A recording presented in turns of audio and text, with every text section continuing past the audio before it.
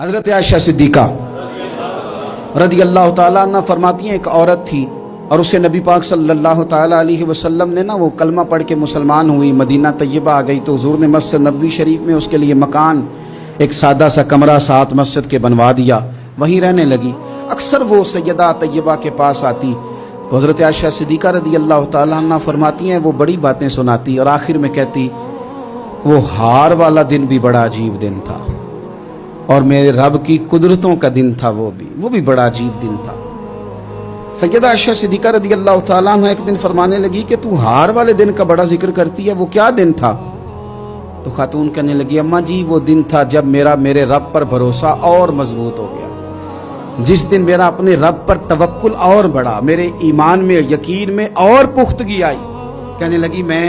ایک گھر کی کنیز تھی، نوکرانی تھی، اس گھر میں ایک بچی تھی جس کے پاس سونے چاندی ہیرے جواہرات کا ہار تھا۔ اس زمانے میں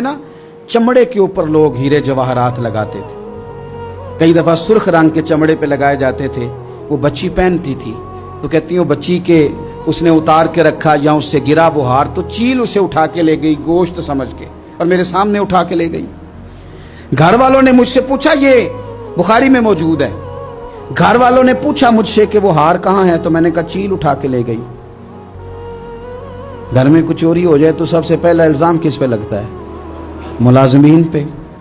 کہتے انہوں نے مجھے بڑا مارا،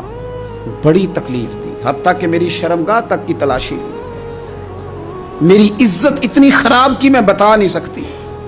میں نے اپنی زندگی میں ایک واقعہ دیکھا، ایک امیر گھر میں چوری ہو گئی، ملازم کو اتنا مارا کہ وہ چارپائی پہ پڑ گیا، پولیس والوں سے اتنی مار پروائی گئی کہ وہ بیچارہ چارپائی پہ پڑ گیا اور پھر وہ اتنا بیمار ہوا اور کچھ دنوں کے بعد پتہ چل گیا کہ چور تو اپنا بیٹا ہے ان کا، پھر اس کا انتقال ہو گیا۔ اب وہ سیٹھ صاحب اور گھر والے آ کے مرنے والے کے کان میں معافیاں مانگ رہے ہیں، کان میں۔ تو میں نے ان سے پھر کہا تھا کہ یہ تو اب چلا گیا ہے، تمہارا زور چلتا تھا نا تو تم نے قانون خریدا اور تم نے اسے جتنا ہو سکا تم نے اسے مار پڑوائی، تمہارے پاس جو عدالتیں تھی تم نے وہاں کارروائی کی، اب ایک عدالت قیامت کے دن لگے گی۔ یہ کمزور تھا نا، کچھ کر نہیں سکا۔ میرے نبی پاک صلی اللہ علیہ وسلم نے فرمایا سن لو، اگر سینگ والی بکری نے بغیر سینگ والی بکری کو تکلیف دی ہوگی نا تو قیامت کے دن اسے بھی بدلہ دینا پڑے گا کہ تیرے پاس سینگ تھے اور تو نے اسے مارا تھا۔ وہ خاتون عرض کرتی ہے سیدہ عائشہ کی خدمت میں کہ مجھے بڑا مارا، مجھے تکلیف دی، میں کہہ رہی تھی کہ میرے سامنے چیل لے گئی ہے پر وہ نہیں مان رہے تھے، اماں جی انہوں نے مجھے بڑا مارا۔ حضرت عائشہ صدیقہ کہتی ہیں پھر کیا ہوا؟ کہنے لگی اماں جی جب کوئی میرا مددگار نہ رہا، مجھے تکلیف دے رہے تھے، رسوا کر رہے تھے، تو میں نے اپنے رب سے مدد چاہی، میرے رب کی طرف میں نے توجہ کی، میں نے کہا مالک اب تو ہی میرا مددگار ہے۔ کہتی ہے وہ مجھے مار رہے تھے تو وہ چیل جو ہار لے گئی تھی وہی لے کے واپس آ گئی اور ہمارے سروں کے قریب لا کے اس نے جب اس ہار کو پھینکا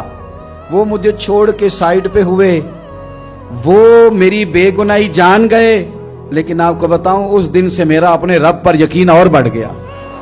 مجھے سمجھ آ گئی کہ جب انسان پورا ٹوٹ جاتا ہے اور جب کوئی چاروں جانب اس کا مددگار نہیں ہوتا تو رب تو ہوتا ہے نا، اللہ تو اس کا مددگار ہوتا ہے نا، وہ تو پھر اپنے اس بندے کی مدد کرتا ہے نا، پھر وہ تو توانائی دیتا ہے نا، وہ تنہا نہیں چھوڑتا، وہ تو آنسوؤں والوں کے آنسوؤں پہ بڑا کرم فرماتا ہے، وہ تو قسم پرسی میں آ جاتا ہے، اس کی رحمت بڑھ کے استقبال کر لیتی۔